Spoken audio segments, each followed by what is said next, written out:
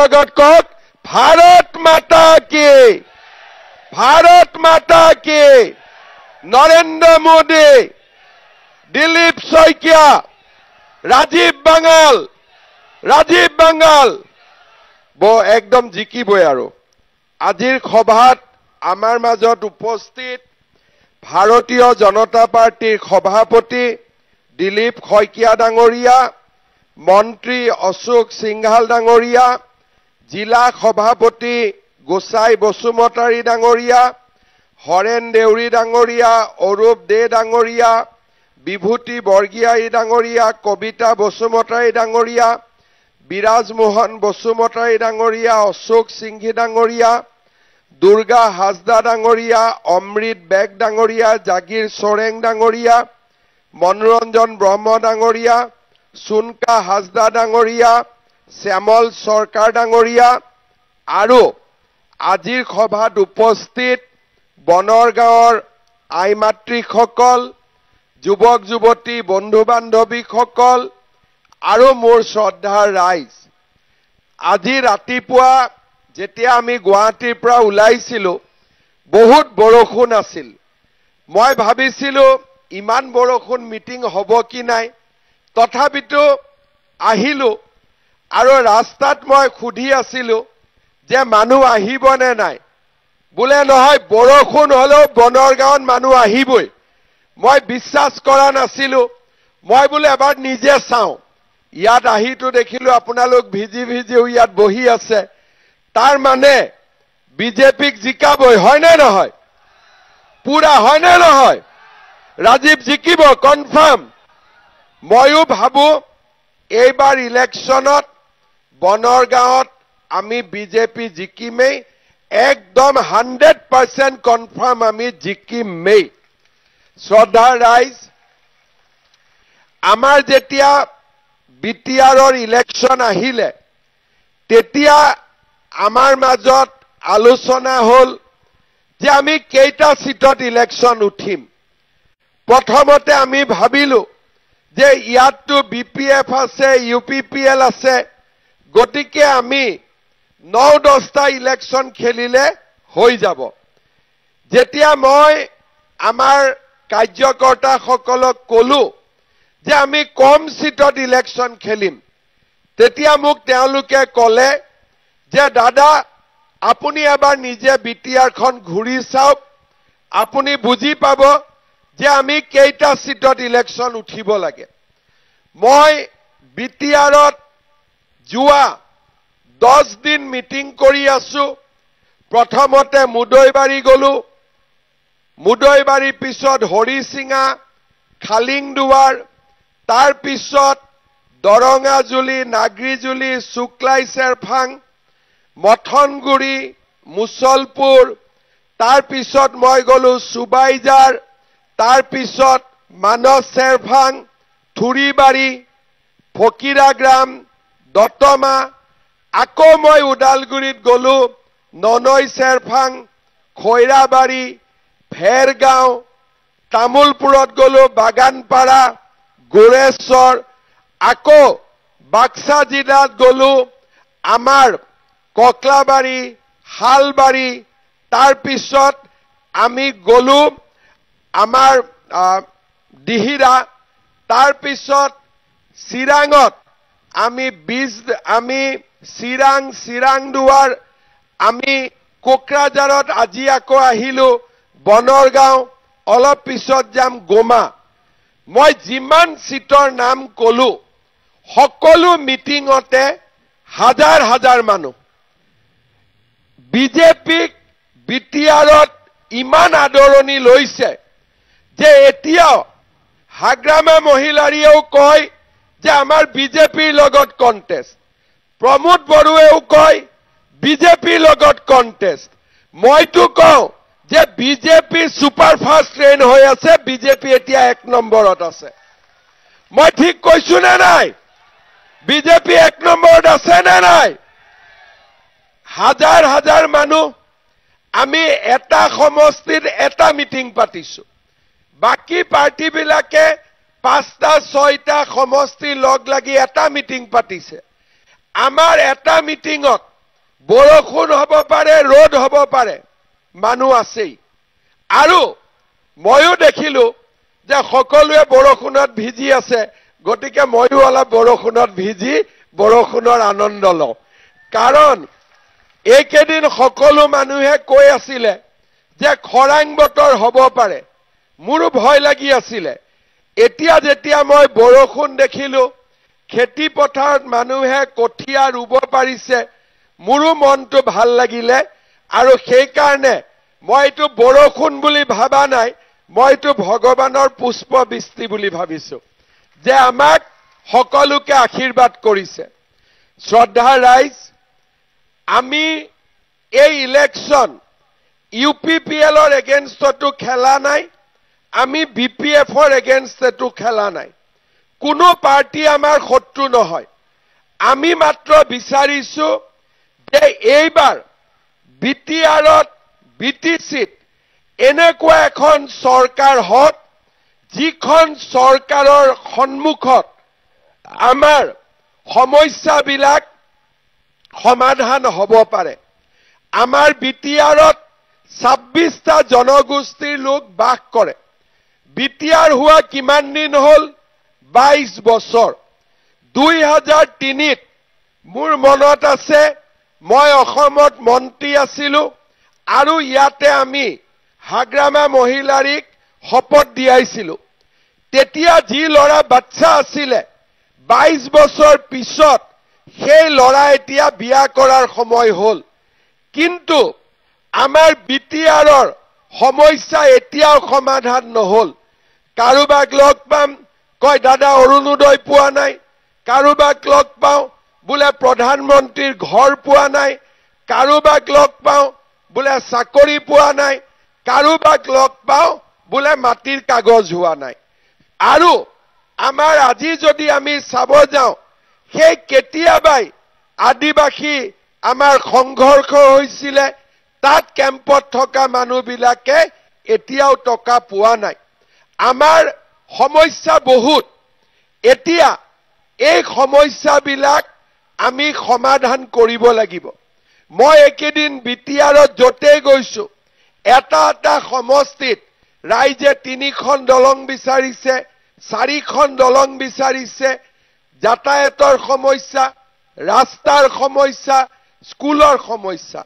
কিন্তু আজি 22 বছৰত আমি দেখা পাইছো যে BTRত চৰকাৰ থকা সত্ত্বেও BTRে ৰাইজৰ সমস্যা সমাধান কৰিব পৰা নাই। পেপাৰত ডেইলি শুনো, বোলে কন্ট্ৰেক্টৰ বিলাকে 1000 কোটি টকা পাব বাকী আছে। যদি মোদী দিল্লীত আছে, দিছপুৰত আমি আছো, এই BTRত যদি সমস্যাবিলাক সমাধান হ'ব লাগিব, তেতিয়াহ'লে আমাক ইয়াত BJPৰ শক্তিশালী ভূমিকা কোকৰাঝাৰত থাকিব লাগিব, নহ'লে BTRৰ সমস্যা কেতিয়াও সমাধান নহয়। মই সকলো মিটিঙতে কৈছো যে এইবাৰ BTRত কোনো দ্বিতীয় শ্ৰেণীৰ নাগৰিক নাথাকিব, সকলো প্ৰথম শ্ৰেণীৰ নাগৰিক এইবাৰ BTRত হ'ব লাগিব। মোক সাংবাদিকে সোধে যে প্ৰথম শ্ৰেণী কি, দ্বিতীয় শ্ৰেণী কি? মই তেওঁলোকক সিম্পল ভাষাত বুজাই দিওঁ যে যোনে অৰুণোদয় পাইছে সি প্ৰথম শ্ৰেণী, যোনে অৰুণোদয় পোৱা নাই সি দ্বিতীয় শ্ৰেণী। যাৰ মাটিৰ কাগজ আছে সি প্ৰথম শ্ৰেণী, যাৰ মাটিৰ কাগজ নাই সি দ্বিতীয় শ্ৰেণী। যি কন্ট্ৰেক্টৰে বিল পাইছে সি প্ৰথম শ্ৰেণী, যোন কন্ট্ৰেক্টৰে বিল পোৱা নাই তেওঁ দ্বিতীয় শ্ৰেণী। যোনে ঘৰ পাইছে তেওঁ প্ৰথম শ্ৰেণী, যোনে ঘৰ পোৱা নাই তেওঁ দ্বিতীয় শ্ৰেণী। সেইকাৰণে BJP যদি চৰকাৰ হয়, তেতিয়া বা কোকৰাঝাৰত BJPৰ যদি শক্তিশালী ভূমিকা থাকে, ইয়াতে কোনো দ্বিতীয় শ্ৰেণীৰ নাগৰিক নাথাকিব, প্ৰথম শ্ৰেণীৰ নাগৰিক হ'ব। কেইদিনমান আগতে মই ওদালগুৰিত গৈছিলো। মই ৰাইজক সুধিলো যে অৰুণোদয় কোনে কোনে পাইছে হাত উঠাওক। অকণমান মানুহে হাত উঠালে, কিন্তু মই যদি নলবাৰীত গৈ সুধো যে অৰুণোদয় কিমানে পাইছে, সবে হাত উঠাই। যদি ডিব্ৰুগড়ত গৈ সুধো অৰুণোদয় কিমানে পাইছে, সবে হাত উঠাই। তেতিয়া মই ওদালগুৰিত যেতিয়া মই সুধিলো যে কিমানে অৰুণোদয় পাইছে, মানুহে হাত বহুত কম উঠালে। মই চিন্তা কৰিলো ঘটনাটো কি। মই ডিসিক সুধিলো যে এই যে অৰুণোদয় আঁচনি মই যে প্ৰত্যেক সমষ্টিত 40,000 মহিলাৰ কাৰণে পঠাইছো, আপুনি ফৰ্মবিলাক কাক দিছে? বোলে স্যাৰ মই ভিসি ডিসিক দিছো। মই বোলে এইটো কি বস্তু? বোলে মই ভিসি ডিসিক দিছো স্যাৰ। মই বোলে ফৰ্ম আপোনাক দিলো দুখীয়া মানুহক দিবৰ কাৰণে, এই ভিসি ডিসিটো আকৌ কৰ পৰা ওলাল? ই কি বৰালি মাছ নেকি, সৰু সৰু মাছ খোৱা? সেই কাৰণে মই এটা কথা বুজি পালো যে বড়োলেণ্ডত যেতিয়ালৈকে ভিসি ডিসি থাকিব তেতিয়ালৈকে গৰীব মানুহে কোনো আঁচনি নাপায়, তেতিয়ালৈকে গৰীব মানুহৰ কোনো উন্নতি নহয়। বোলে ঘৰৰ লিষ্ট কোনে বনাব? বোলে ভিসি ডিসিয়ে বনাব। বোলে অৰুণোদয় কোনে দিব? ভিসি ডিসিয়ে বনাব।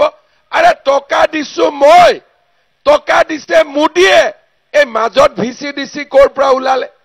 সেই কাৰণে এইবাৰ বিজেপিৰ চৰকাৰ হ'ব, মোদীয়ে ঘৰ বনোৱা টকা দিব, ডাইৰেক্টলি মানুহে পাব। অৰুণোদয় টকা মই দিম, ডাইৰেক্টলি মানুহে পাব, মাজত কোনো ভিসি ডিসি নাথাকিব। আমাৰ অসমততো ভিসি ডিসি নাই, নলবাৰীত ভিসি ডিসি নাই, বৰপেটাত ভিসি ডিসি নাই, যোৰহাটত ভিসি ডিসি নাই, ডিব্ৰুগড়ত ভিসি ডিসি নাই। তাত সকলোৱে অৰুণোদয় পায়।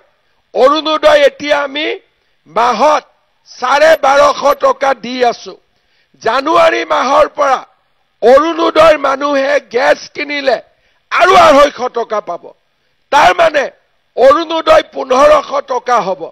এতিয়া এই টকা যদি মোৰ বড়োলেণ্ডৰ মায়ে নাপায়, বড়োলেণ্ডৰ বাইদেৱে নাপায়, বড়োলেণ্ডৰ ভণ্টিয়ে নাপায়, আমাৰ মনবিলাক বেয়া হৈ থাকিবনে নাই? এতিয়া ফৰ্ম লৈ কাজিয়া। ডিসিক সুধিছো, বোলে স্যাৰ ফৰ্ম ভিসি ডিসিয়ে লৈ গ'ল, অমুকে লৈ গ'ল, তমুকে লৈ গ'ল। এইটোতো ঠিক কথা নহয়। বৰালি মাছে সৰু সৰু মাছবিলাক খায়নে নাখায় নদীত? তেনেকে আমাৰ ভিসি ডিসিত সৰু সৰু মানুহবিলাকক বিটিআৰত ভিসি ডিসি বিলাকে খাই আছে। পইচা নিদিলে একো নহয়। পইচা নিদিলে না ঘৰ পায়, না পইচা নিদিলে অৰুণোদয় পায়, একো নাপায়। তেনেকেতো নহব। সেই কাৰণে এইবাৰ বিজেপিৰ চৰকাৰ আহক বা বিপিএফ আহক, ইউপিপিএল আহক, পিছৰ কথা, কিন্তু বড়োলেণ্ডত ভিসি ডিসিৰ দালালি চলিব নোৱাৰিব। কাৰণ গৰীব দুখীয়া মানুহে একো নাপাব। প্ৰধানমন্ত্ৰীয়ে ঘৰ বনাব টকা দিয়ে, ঘৰ বনোৱা টকা একাউণ্টত যাব লাগে, বোলে ইয়াতে ভিসি ডিসিয়ে ঘৰ বনাব। আৰে গৰীব মানুহৰ পইচা আমি গৰীবক দিব লাগিব নে আমি ভিসি ডিসিক দিব লাগিব? সেই কাৰণে বড়োলেণ্ডত বিটিআৰত যদি পৰিৱৰ্তন লাগে তেতিয়াহ'লে আমি কাক ভোট দিব লাগিব? আমি বিজেপিক ভোট দিব লাগিব। বিপিএফৰ দিনত ঠিকাদাৰে কাম কৰিলে বা নকৰিলে, ইউপিপিএলৰ দিনত পেমেন্ট আছে, পেমেন্ট নাই, কিন্তু টকা থাকিলেহে টকা দিব পাৰিব। টকা কৰ পৰা পাব? মোদীজীয়ে টকা দিলেহে টকা আহিব। আৰু মোদীজী টকা কোনে আনিব? দিছপুৰত বিজেপি আনিব। বিজেপিয়ে কাক দিব? কোকৰাঝাৰত দিব। তাৰ মানে আমাক দিল্লী, দিছপুৰ, কোকৰাঝাৰ ট্ৰিপল ইঞ্জিন চৰকাৰ থাকিলেহে আমাৰ ইয়াৰ সমস্যা সমাধান হ'ব। ইয়াতে সদায় আমি সৰু সৰু কথালৈ আমি পিছ পৰি আছো, সৰু সৰু কথালৈ আমি পিছ পৰি আছো। আজি আমাৰ বহুত মানুহ আছে এই বিটিআৰতে জন্মিছে, এই বিটিআৰতে মৰিব। ঘৰো আছে, পাকা ঘৰো আছে, কিন্তু কাগজ নাই। যদি ঘৰো আছে, মই বিটিআৰতে জন্মিছো, বিটিআৰতে মৰিম, লাইটৰ কানেকশ্যন আছে, পানীৰ কানেকশ্যন আছে, খালি মাটিৰ কাগজ নাই। এইটো কেনেকুৱা কথা হ'ব পাৰে? যদি নাই, যদি একো নাই, কিন্তু সব আছে, কিন্তু সব থাকিও একো নাই। ঘৰ আছে, মোৰ মাটি আছে, বাউণ্ডাৰী ৱাল আছে, ইলেক্ট্ৰিচিটি কানেকশ্যন আছে, পানী আছে, বোলে মাটিৰ কাগজ আছে নে? বোলে মাটিৰ কাগজ নাই। আৰে এইটো কেনেকুৱা কথা? যদি নাই, যদি একোৱে নাই, সব আছে, দোকান আছে, লাইসেন্স আছে, মটৰচাইকেল আছে, গাড়ী আছে, সব আছে, কিন্তু মাটিৰ কাগজ নাই। আৰে নাই যদি একো নাই, কিন্তু যদি সব আছে, তেতিয়াহ'লে সবজি, মাছ, মাংস সব আছে, খালি নিমখটো নাই। হয় নে নহয়? সবে আছে, খালি নিমখটো নাই। তে নিমখ নাখালে আঞ্জাখন কেনেকে ভাল লাগিব? বোলে সব আছে, গোটেইখিনি আছে, ইয়াতে মাটিও আছে, ঘৰো আছে, ইলেক্ট্ৰিচিটিও আছে, পানীও আছে, ৰাস্তাও বনাইছো, দলঙো বনাইছো, নামঘৰো বনাইছো, বাথৌ মন্দিৰো বনাইছো, গীৰ্জাও বনাইছো, খালি কি নাই? বোলে কাগজটো নাই। তাৰ মানে কথাটো কি? তাৰ মানে এইটোৱে কথা যে বিটিআৰত ৰাইজৰ লগত কথা পাতি সমস্যাবিলাক সমাধান কৰিবৰ বাবে মানুহে সাহস নকৰে। কথা পাতিব লাগিব, কথা পাতিব লাগিব যে এওঁতো ইয়াতে জন্মিছে, ইয়াতে মৰিব, বাংলাদেশতো মাটি নাই কাৰো, ক'ত যাব? এই কথাখিনি ইয়াত খোলাখুলি কোনেও নাপাতে। কিন্তু আমাৰ কোনো সমস্যা নাই, কাৰণ বিজেপি মানে সকলোৰে পাৰ্টি, বিজেপি মানে সকলোৰে দল। আমাৰ মনত ক্লিয়াৰ আছে যে বিটিআৰ ভাল হ'ব লাগে। 26টা জনগোষ্ঠীৰ ৰাইজে বিটিআৰক আদৰণি জনাব লাগে, আৰু আমাৰ বিটিআৰখনত কোনো সমস্যা থাকিব নালাগে। আজি অসমত চাকৰি হয়, কামাণ্ডো বেটেলিয়ন, পুলিচ বেটেলিয়ন, গৰীব হলে চাকৰি পায়, এক পইচাও ঘোষ দিব নালাগে। কোনবাই যদি দিছপুৰৰ চাকৰিত গৰীবৰ পৰা তামোল পাণ এখন লয়, চিধা চিধি জেলৰ ভিতৰত যাব লাগিব, তাৰ বাহিৰত থকাৰ কোনো ৰাস্তা নাই। কিন্তু গুৱাহাটীৰ চাকৰি যেনেকে সকলোৱে পায়, দিল্লীৰ চাকৰি যেনেকে সকলোৱে পায়, বিটিআৰৰ চাকৰিও, কোকৰাঝাৰৰ চাকৰিও সকলোৱে পাব লাগিব। লাগিব নে নালাগিব? কিন্তু আজি গৰীব দুখীয়া মানুহৰ এই বিশ্বাস এতিয়াও অহা নাই। আমি চেষ্টা কৰিব লাগিব যে সকলোৱে লগ লাগি, সকলো জনগোষ্ঠীৰ লোকে লগ লাগি আমি বিটিআৰক সফল কৰিব লাগিব। কিন্তু যদি আমি ৰাইজৰ সমস্যা সমাধান নকৰো, গৰীব মানুহে বেলেগ জায়গাত সব আঁচনি পাব আৰু বিটিআৰত নাপাব, মানুহৰ মন বেয়া হৈ থাকিব, মানুহৰ মন কেতিয়াও ভাল হ'ব নোৱাৰে। শ্ৰদ্ধা ৰাইজ, কোকৰাঝাৰত যেতিয়া বিজেপিয়ে শক্তিশালী ৰূপত কোকৰাঝাৰৰ চৰকাৰত বহিব আৰু ৰাইজে আশীৰ্বাদ কৰিব, আমাৰ ইয়াত একো সমস্যা নাথাকিব, আমি সমস্যাবিলাক সকলো সমাধান কৰিব পাৰিম। মোৰ এটাই প্ৰচেষ্টা, 22 বছৰ হৈ গ'ল, আৰু 5 বছৰ যদি যায় 27 বছৰ হ'ব। এইবাৰ ইলেকশ্যনত আমি এটাই চিন্তা কৰিব লাগিব যে বিটিআৰত কোনো যাতে দ্বিতীয় শ্ৰেণীৰ নাগৰিক নাথাকে, সকলো প্ৰথম শ্ৰেণীৰ নাগৰিক হ'ব পাৰে, সকলোৱে আনন্দ কৰিব পাৰে, সকলোৱে ফূৰ্তি কৰিব পাৰে, কাৰো মনত যাতে দুখ নাথাকে। আৰু সেই কাৰণে এইবাৰ বিজেপিয়ে ভাল কৰি ইলেকশ্যন উঠিবৰ কাৰণে চেষ্টা কৰিছে। মই আগতে আপোনালোকক কৈছো যে এইকেইটা দিন, যোৱা 1 তাৰিখৰ পৰা আজি 13 তাৰিখ হ'ল, প্ৰত্যেক দিনাই দুখন মিটিং তিনিখন মিটিং মই ৰাইজৰ আগত গৈছো ৰাইজক এটাই কথা বুজাইছো যে বিপিএফও আমাৰ শত্ৰু নহয় ইউপিপিএলও আমাৰ শত্ৰু নহয় আমি মাত্ৰ বিচাৰিছো যে 22 বছৰ পিছতো বিটিআৰৰ ৰাইজৰ যি দুখ থাকি গল কষ্ট এতিয়াও হৈ আছে কৰবাত দলং নাই কৰবাত ৰাস্তা নাই কৰবাত স্কুল নাই কৰবাত কলেজ নাই এইবাৰ আমি বিটিআৰক সৰ্বাঙ্গ সুন্দৰ বনাব লাগিব বিটিআৰক অসমৰ ভিতৰতে আটাইতকৈ বিকশিত অঞ্চললৈ ৰূপান্তৰ কৰিব লাগিব আজি আপোনালোকে গুৱাহাটীত যাওক কিমান ডেভেলপমেন্ট ডিব্ৰুগড়ত যাওক কিমান ডেভেলপমেন্ট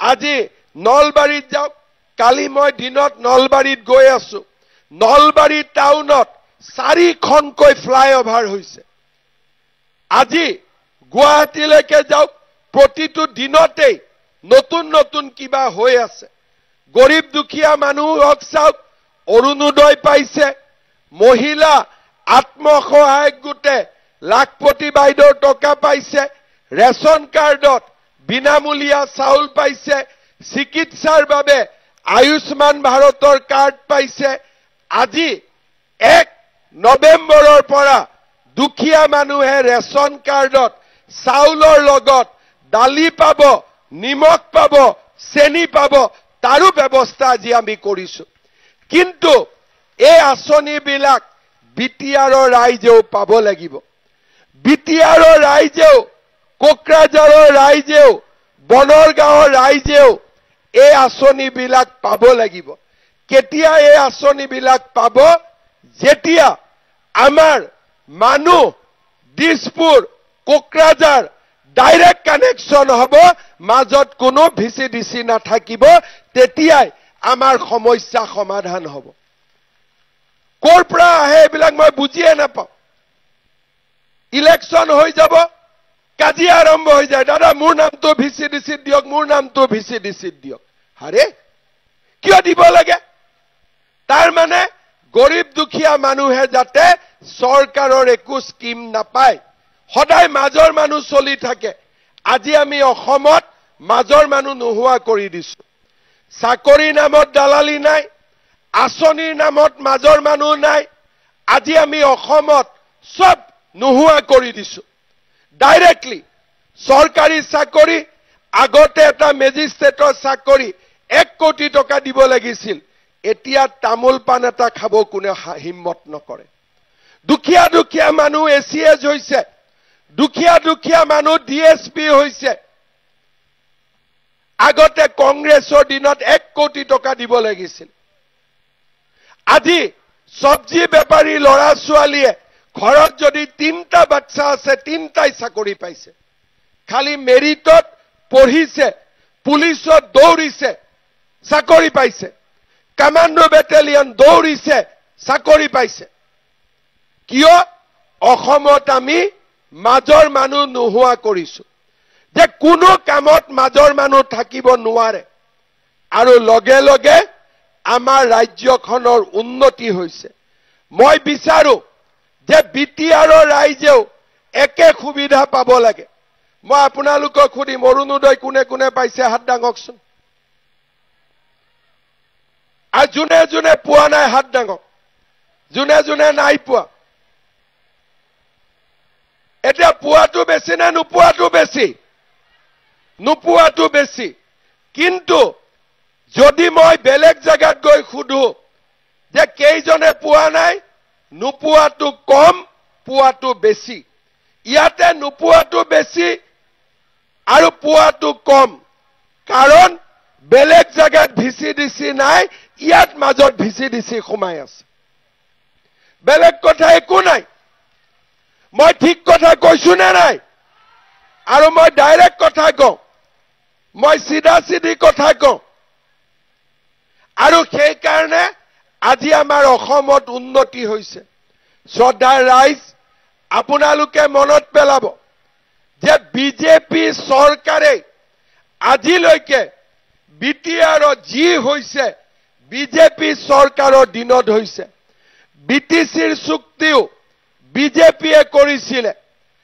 আৰু বিটিআৰৰ চুক্তিও বিজেপিয়ে কৰিছে আপোনালোকে জানে যে 2021 চনৰ আগলৈকে আমাৰ বিটিআৰত গুলি বৰ্ষণ আছিলে বোমা বিস্ফোৰণ আছিলে গোষ্ঠীগত সংঘৰ্ষ আছিলে সাম্প্ৰদায়িক সংঘৰ্ষ আছিলে 2021 চনত মই অসমৰ মুখ্যমন্ত্ৰী হলো আৰু মই মুখ্যমন্ত্ৰী হোৱাৰ পিছত বিটিআৰত এটাও গুলি ফুটা নাই এটাও বোমা বিস্ফোৰণ হোৱা নাই আজি 4.5 বছৰ হৈ গল যিমান লৰা জংগলত আছিলে মৰমেৰে আমি মাটি আনিলো বন্দুক বিলাক লৈ ললো ট্ৰেক্টৰ ল পাৱাৰ টিলাৰ ল বন্দুক নালাগে আজি আমি যেতিয়াৰ পৰা মই অসমত মুখ্যমন্ত্ৰী হৈছো তেতিয়াৰ পৰা অসমত আমি দেখা পাইছো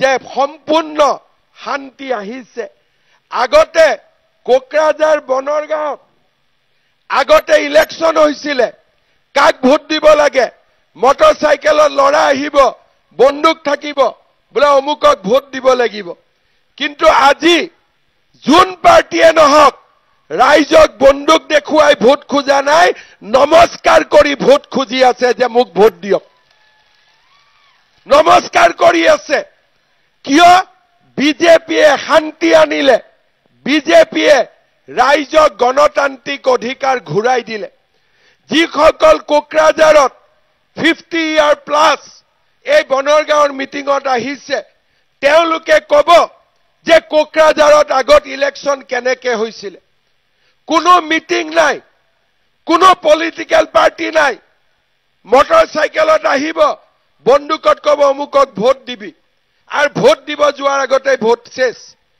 এতিয়াতো তেনেকুৱা নহয় এতিয়া ৰাইজে সকলো বিপিএফও আহিব ৰাইজক নমস্কাৰ কৰিব ইউপিপিএল আহিব ৰাইজক নমস্কাৰ কৰিব বিজেপি আহিব ৰাইজক নমস্কাৰ কৰিব কংগ্ৰেছ আহিব ৰাইজক নমস্কাৰ কৰিব বিটিআৰৰ কোনো মানুহে ভাবা নাছিল যে বিটিআৰত এনেকুৱা পৰিবেশ কেতিয়াবা আহিব পাৰে বুলি বিটিআৰত আগতে 6 মাহ গুলিকাণ্ড নহলে মানুহে ভাবে কি হল আজি 6 মাহ গণ্ডগোল নাই আজি 5 বছৰ হৈ গল বিটিআৰত কোনো গণ্ডগোল নাই কাৰো লগত কাজিয়া পেছাল নাই সম্পূৰ্ণ শান্তিত আজি বিটিআৰ আগবাঢ়িছে মই বিশ্বাস কৰো বিজেপিয়ে শান্তি আনিলে বিজেপিয়ে গণতান্ত্ৰিক অধিকাৰ আনিলে এবাৰ যদি বিজেপিয়ে সুবিধা পায়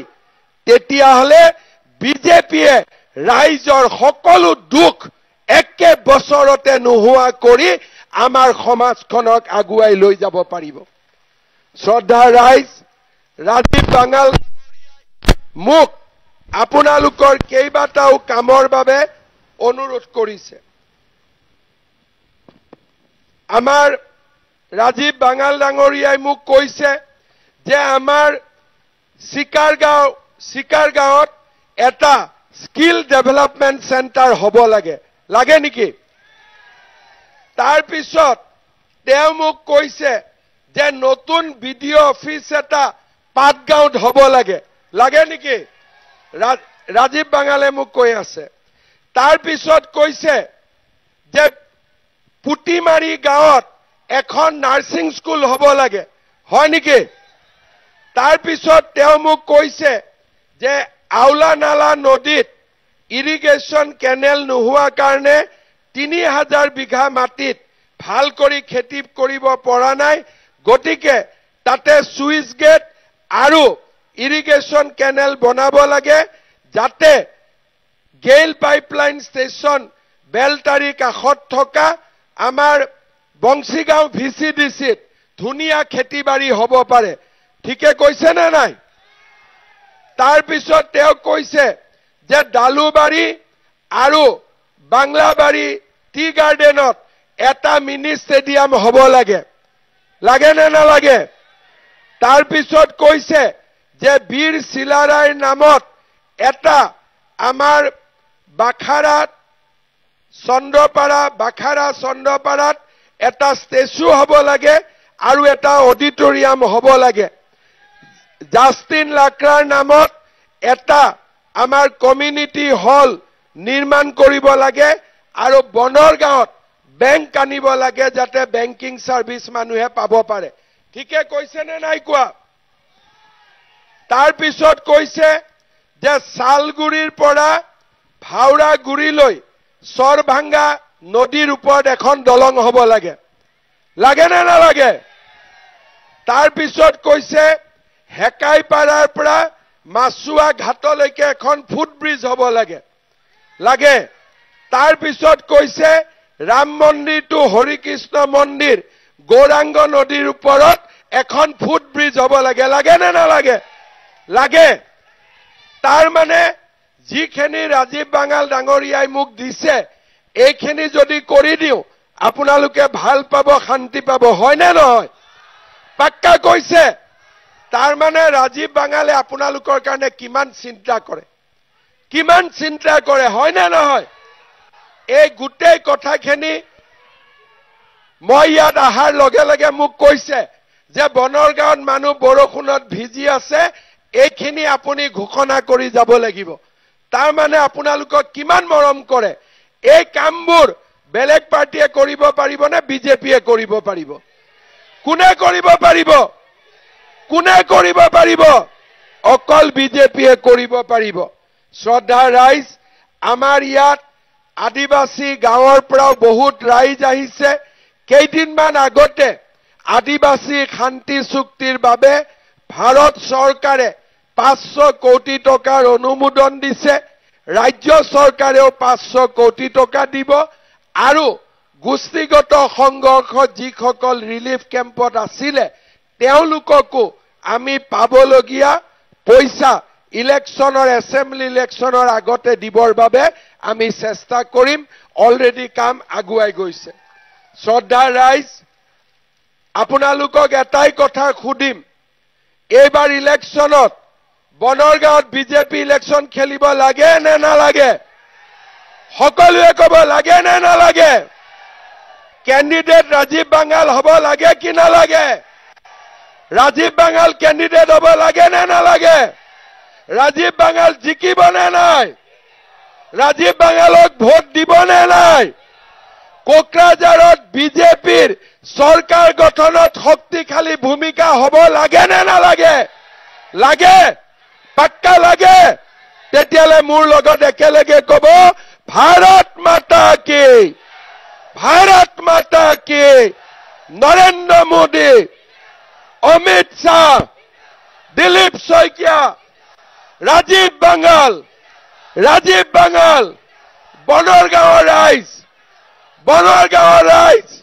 বনৰগাঁৱৰ ৰাইজ বহুত বহুত ধন্যবাদ সেপ্টেম্বৰত আকৌ আহিম ঠিক আছে ইলেকশনৰ মাজত আহিব লাগে নে নাই আৰু এবাৰ আজিতো বৰষুণত ভিজিলো সিদিনাখন আহিলে ভাত পানী খাই যাম ইয়াতে হ'ব পাক্কা ৰাজীৱ জিকিলে জিকাৰ পাৰ্টিটো আৰু ডাঙৰ কৰি খাম হ'ব জিকিব নে নাই ঠিক আছে বহুত বহুত ধন্যবাদ জয় হিন্দ বন্দে মাতৰম